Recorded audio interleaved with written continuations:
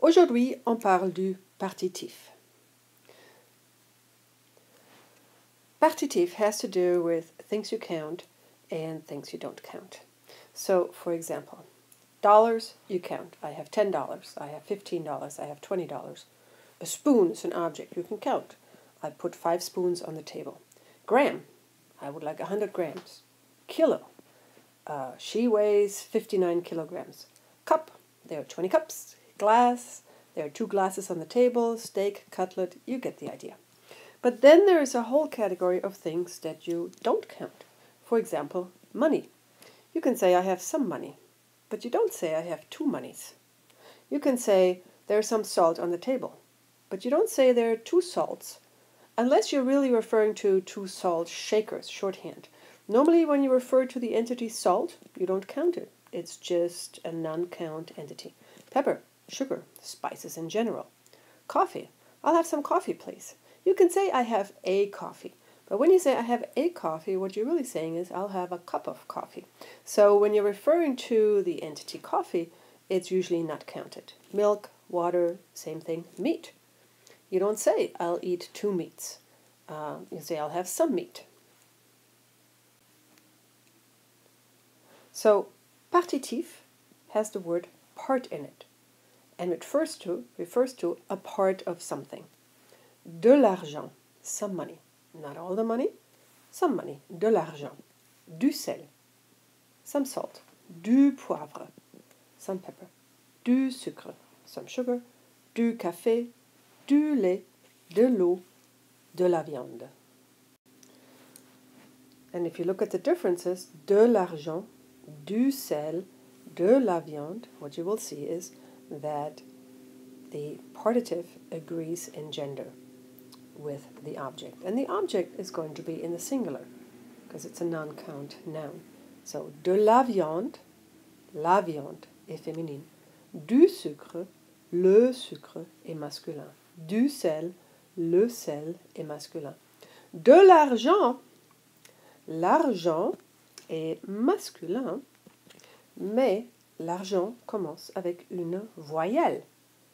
Avant les voyelles, donc, de l'argent. De l'eau. L'eau est féminin. Mais de l'eau, parce que vous avez une voyelle. Donc ici, pour le masculin, du, pour le féminin, de la, avant une voyelle, de l. Regardons les phrases complètes dans le contexte. Je vais acheter du sel, du poivre, du sucre et du lait. Ou chez le boucher, the butchers, chez le boucher, j'achète de la viande et à la boulangerie, j'achète du pain et des croissants. Et pourquoi des croissants? Parce que vous pouvez dire j'achète 2 croissants, 5 croissants, 10 croissants. Croissant, vous pouvez compter. Croissant is a count noun, so you can put that in the plural. Des croissants. But du pain, some bread, is not a count noun, therefore du. I buy some bread. Après une expression de quantité, vous utilisez toujours de. Un paquet de. Un paquet d'olives, par exemple. Un paquet, a packet of. Package of olives. Une boîte de. Une boîte de. Une boîte de tomates. A can of tomatoes. Beaucoup de. J'ai beaucoup de temps.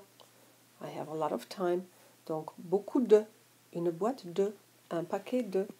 D'autres expressions de temps, vous avez plus de. Un verre de. Vous avez trop de. Too much of.